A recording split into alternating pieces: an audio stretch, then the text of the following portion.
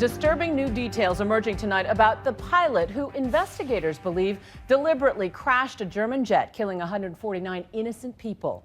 The young man apparently hiding a dark secret, with concerned medical professionals excusing him from duty on that fateful day. So why did he show up anyway? ABC's chief foreign correspondent Terry Moran is on the ground with the latest. Deep inside the craggy ravines of the French Alps, recovery workers sifted through twisted metal and scattered debris. This devastating carnage, prosecutors now say, was deliberately caused by 27-year-old co-pilot Andreas Lubitz. After searching Lubitz's apartment, prosecutors say it's clear the troubled co-pilot harbored a dark secret, a hidden illness. Investigators say they found a torn-up note from a doctor determining Lubitz was too sick to work on the day of the crash, and prescriptions for medications also trashed. The prosecutors summing up the shocking findings Lufthansa didn't know. The deceased hid his illness from his employer and colleagues, he says. Prosecutors say Lubitz locked the pilot out of the cockpit, programmed the A320's descent, and intentionally slammed the plane into an alpine ridge at 400 miles an hour on Tuesday, killing all 150 on board. Just 2 weeks ago, the co-pilot was being treated at a hospital for conditions unknown. A person familiar with the investigation told the Wall Street Journal that Lubitz was being treated for depression and was worried that the airline would find out about his illness. German media reporting that the co-pilot suffered burnout or depression, leading to an extended absence during his pilot training in 2009. Christine Negroni, an aviation safety expert, said she was at the same Arizona flight program as Lubitz 5 years ago. It is not unheard of for pilots to keep from their employers medical conditions that they feel might ground them. It's one of the few professions where if you are ill, certain illnesses are not tolerated and you're not allowed to fly. She didn't know the co-pilot personally, but attests the program was rigorous and that Lubitz, like all students there, had to be specially selected for the extensive training. This is a group of fresh-faced kids. I mean, you know, they're all in their 20s. They're starting off, they've wanted to be pilots. They're seeing that they're going to go to work for a prestigious European company. They're going to be flying around the world in big airplanes. They were excited. By all accounts, Lubitz appeared to be a quiet and capable pilot at Germanwings, the subsidiary of Lufthansa, the German national carrier. He never showed any signs of inner turmoil. He grew up in Montabaur, Germany, and by most accounts lived an ordinary life here at his home last night, where the shutters were closed to the prying eyes of the world. He started at a little flight school in his hometown.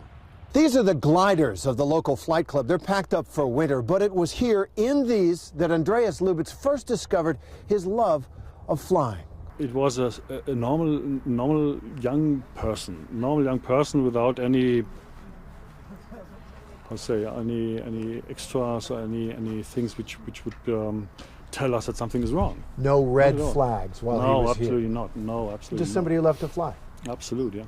Lubitz was also an avid runner, the picture of health and youth. But investigators say Lubitz's secret illness turned him homicidal. In the last 24 hours before the crash, Lubitz left his apartment in Dusseldorf. Neighbors say he shared it with his girlfriend. You see 2 names on the buzzer there.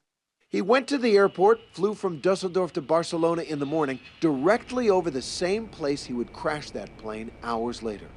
I don't think there's any doubt that this co-pilot was fully qualified to be able to fly the airplane. That's not really a factor. Apparently it doesn't have any bearing on whether they've got the propensity for taking it down in a mass murder-suicide situation. The claim that Lubitz crashed the plane has raised questions about how airlines screen pilots for mental health issues.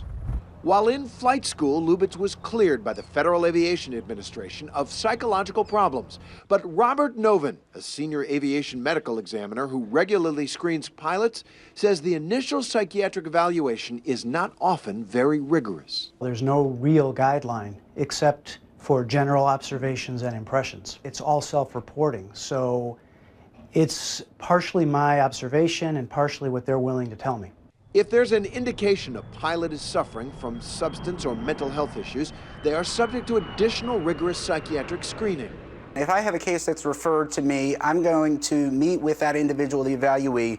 I'm going to gather as many facts as I possibly can, and this is going to be through a pretty extensive face-to-face interview with the evaluee. I'm also going to review all mental health records, current and past. But even if a pilot is suffering from a disorder like depression or anxiety, it's up to them to seek help or their colleagues to report it. When an individual doesn't self-report, and if there aren't any overt signs amongst coworkers or airline personnel, if there's no legal involvement, it's pretty difficult to be able to identify the presence of a condition. Deliberate crashes of commercial airplanes are extremely rare, but when underlying conditions and emotions do enter the cockpit, there can be devastating consequences. In 1999, an Egypt Air co-pilot downed the 767 carrying 217 into the Atlantic Ocean, saying, "I rely on God," as he steered the plane down. And in 2013, a Mozambique Airlines pilot locked the co-pilot out of the cockpit before crashing the plane to the ground. And now this. As investigators are still putting the pieces together, so far there are no signs of a suicide note or any motive. They continue to remove items from Lubitz's apartment, looking for anything to help explain why and how he could have deliberately committed mass murder and suicide. Many European airlines are taking steps to prevent this from happening again, now requiring 2 crew members to be in the cockpit at all times. But that is no solace for the families who want their loved ones to be identified and brought home. For Nightline, I'm Terry Moran in Montebauer, Germany.